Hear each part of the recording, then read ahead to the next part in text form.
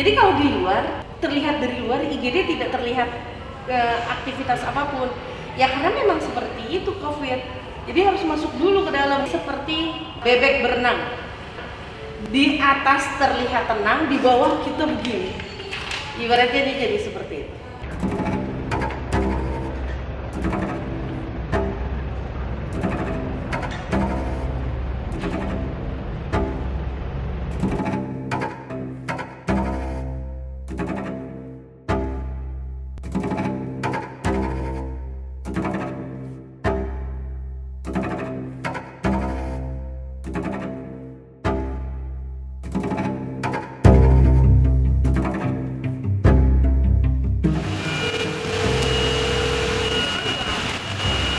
Tadi di posko juga rame banget. Udah diendus belum sekian. Gue dong. Udah oke. 601. Momen paling baru itu emang sekarang minggu-minggu ini atau Iya, sebulan ini banyak. Biasa pasien IGD itu awal-awal 300, 400 gitu ya sebulan. Ini sekarang bisa 900 per bulan. Itu luar biasa.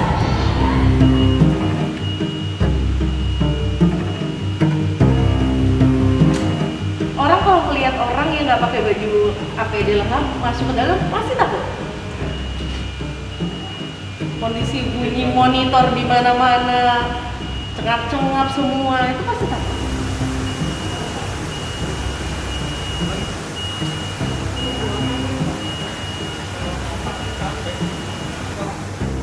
Jadi ya inilah kita lagi diuji. Ini baru datang ini dari ya.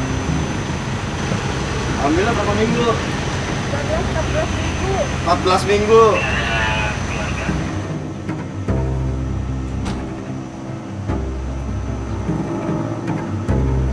Ada triase depan, ya kayak edukasi dulu bahwa kita memang ruangannya penuh, ya menunggu di IGD.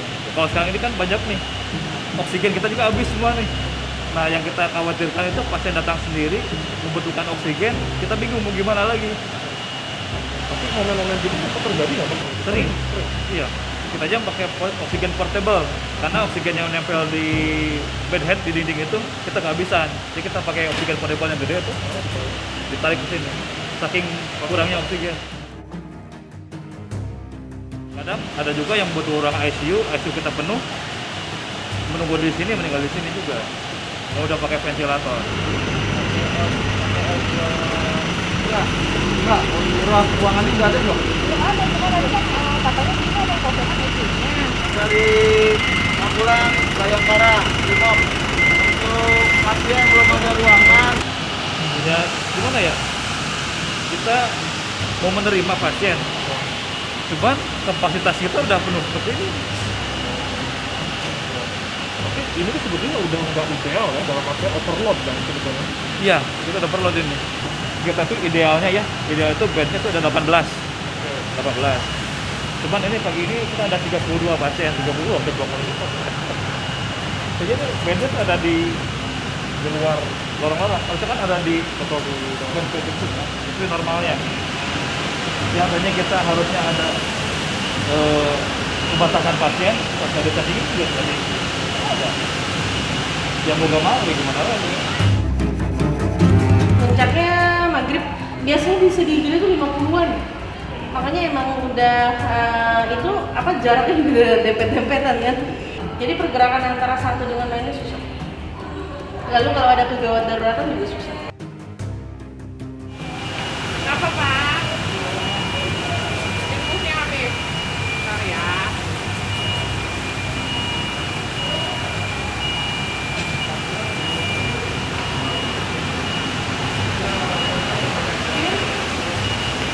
Itu ada 2 yang lagi dikirim.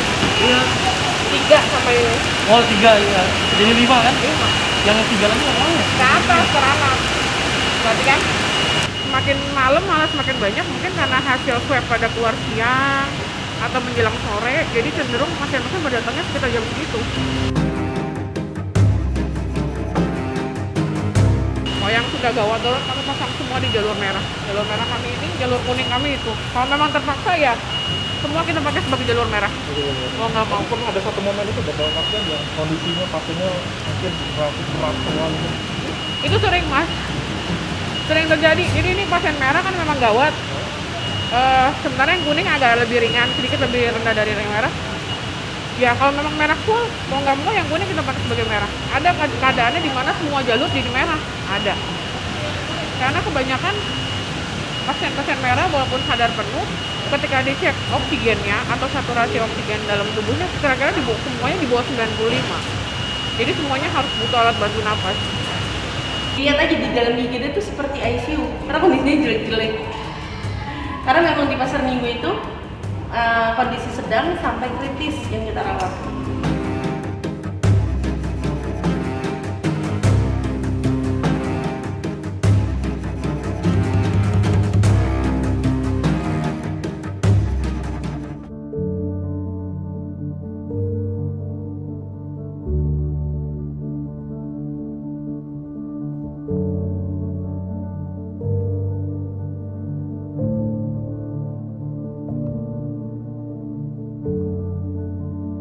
Kalau pasien lagi crowded, tapi kebanyakan udah pasien meninggal di jalan. Iya, jadi kesini udah meninggal di sini. Cuma ada juga pasien yang di sini memang keadaannya kritis, ya meninggal di sini ada.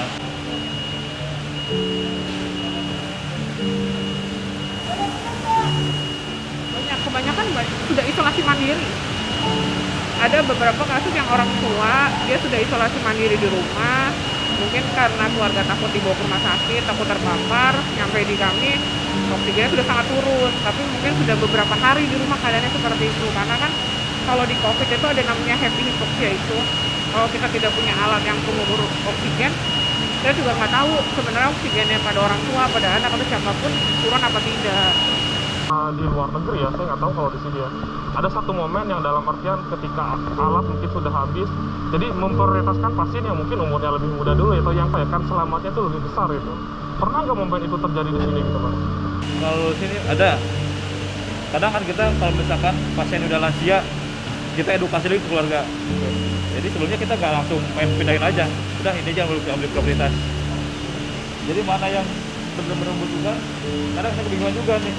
Ada datang dengan oksigen dengan kondisi seperti ini, terus gimana gitu kan? Mana yang harus saya melihat lagi, dia udah saturasi udah naik 100, kita coba dulu dia nggak tanpa oksigen, bisa nggak? Kalau memang terus menurun, ya kita nggak bisa maksain. Kita kembali ke ruang edukasi lagi, Bu, kita udah penuh, ini gini mau gimana? Tapi dalam artian ya maksudnya momen-momen kritis kayak gitu orang itu terus gitu ya. Terus setiap hari. Pak, jangan sabar lagi ya, kan urusannya ya. Nanti kan sembuh-sembuh nggak pulang-pulang ya.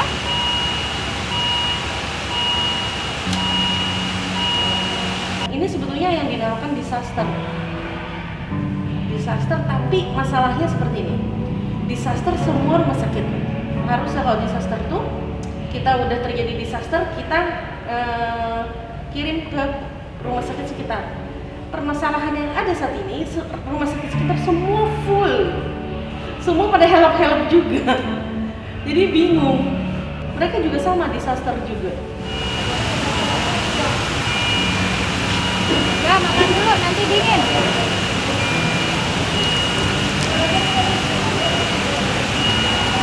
Jangan lupa semua ya, nanti dicek kalau nggak diminum. Ya. Sebetulnya ini pasien banyak, ini belum puncaknya. Justru ini baru menuju puncak. Nah itu tenaga tim itu memang udah pada habis. Disitulah satu kesatuan teamwork harus saling menyemangati antara satu dengan yang lainnya. Jadi ini berdoa terus ya, berdoa, minum obat yang rajin. Jangan kayaknya otom gitu loh, enggak ya, harus positif thinking. Semangat ya Pak ya. Ya.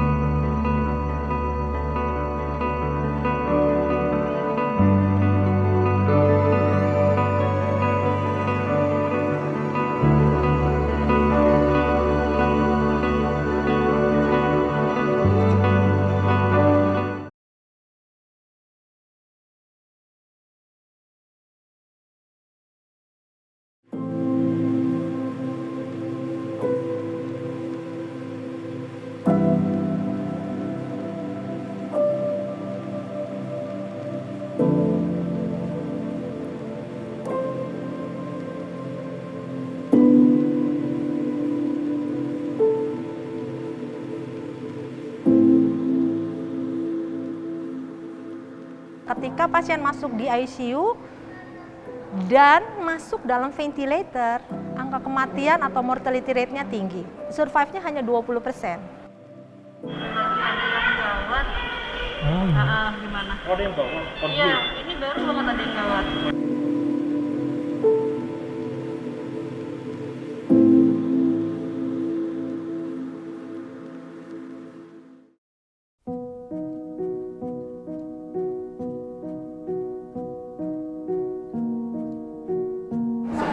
Kondisi apa sih sebenarnya yang terjadi di ICU sekarang itu? Yang sekarang sedang terjadi di ICU dibilang menyedihkan ada, menakutkan ada. Kenapa saya katakan seperti itu? Karena terlebih-lebih di masa sekarang ini, bed yang tersedia di ICU itu sungguh-sungguh full dan sungguh-sungguh banyak sangat dibutuhkan oleh masyarakat yang kena COVID dengan status kondisi yang sangat berat. Dan kita tahu seseorang pasien yang sudah harusnya butuh ICU, tetapi ICU itu penuh dan dia harus menunggu, tentu kita tahu di depan itu akan terjadi apa pada pasien tersebut, yaitu kematian, dan itu yang sangat-sangat paling tidak mengenakan.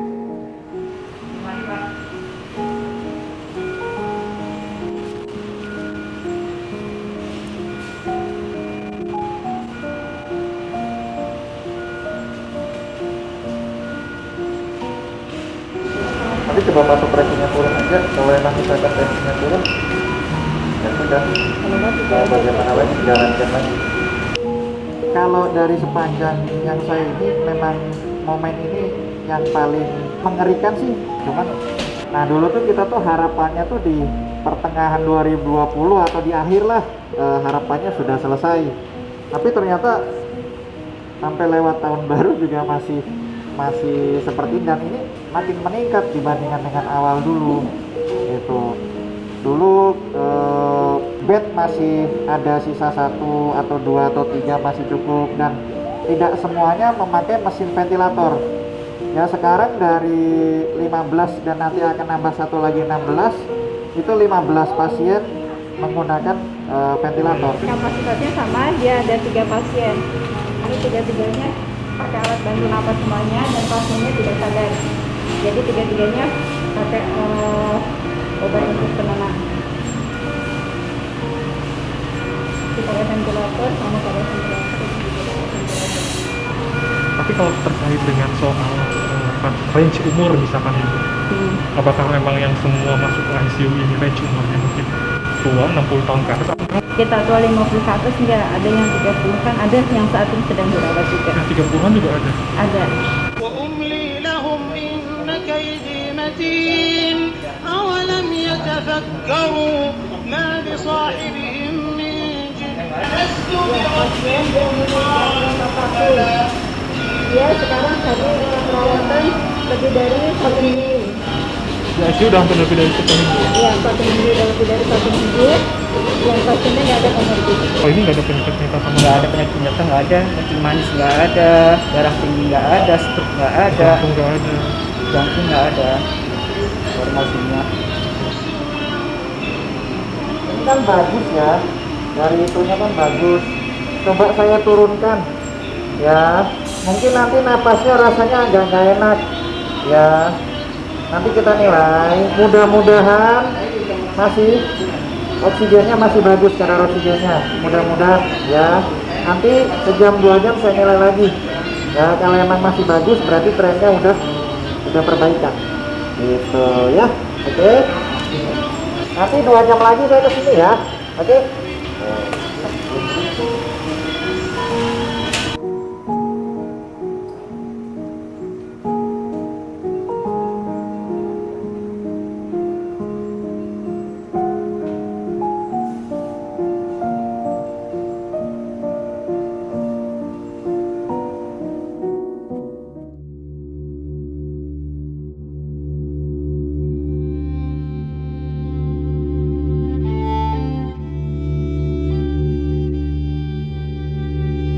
Jadi yang udah nggak pakai venti ini yang udah bisa menyesuaikan diri untuk bernapas sendiri. Ini venti. Cepet mas proses dia masuk tanpa venti sampai perburukan tuh bisa terhitung jam gitu. Awalnya bagus, tiba-tiba sesak, bahkan ada yang langsung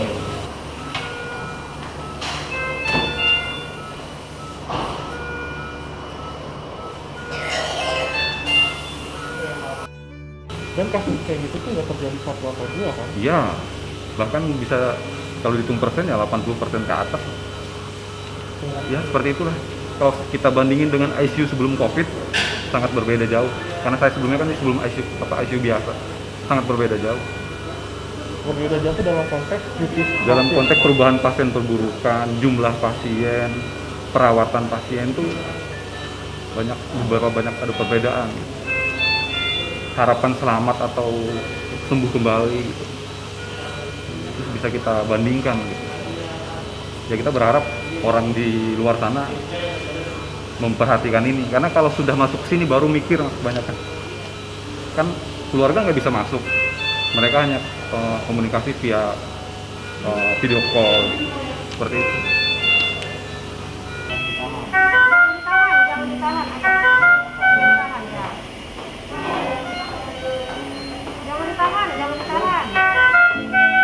Pelan saya makan, Bapak pelan saya makan. Ya, napas dulu, napas. Video call sama istri Bapak ya. Video call sama istrinya ya. Bu, kami dari ICU. Ya, saya Dokter Regina yang tugas pagi ini. Ya, ini kita mau kasih tahu keadaan bapaknya. Tadi bapaknya pakai nasal kamu, saturasinya tidak nangkap ya, saturasinya turun ya. Jadi kita ganti ke pipet yang lebih di atas masker HFNC. Ini bapaknya ya.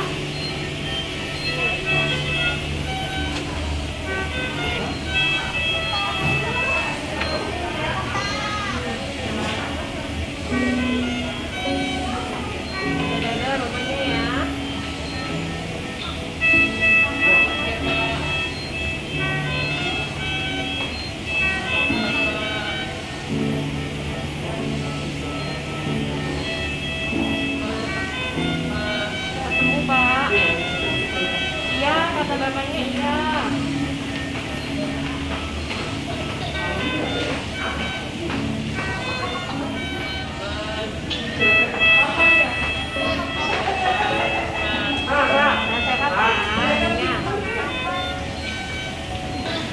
Bapak ada ngomong-ngomong nggak sama keluarga mau kita dibawain apa?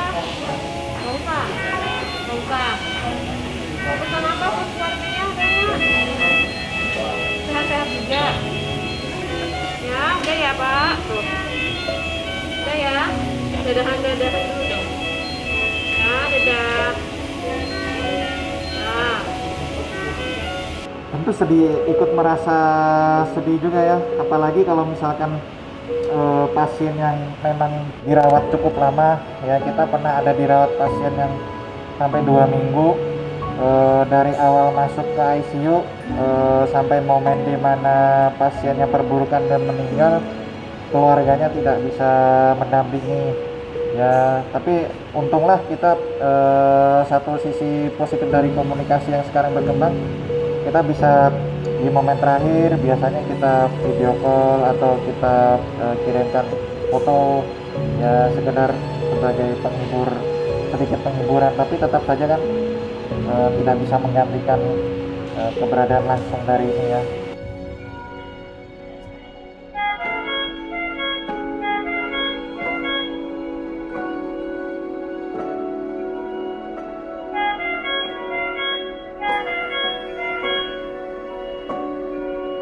Jadi kalau misalnya di sini kan abangnya lihat nih ya, katanya penuh tapi kok ada yang kosong. Nah yang kosong tuh berarti baru ini, hasilnya baru plus lah setelah kita gitu.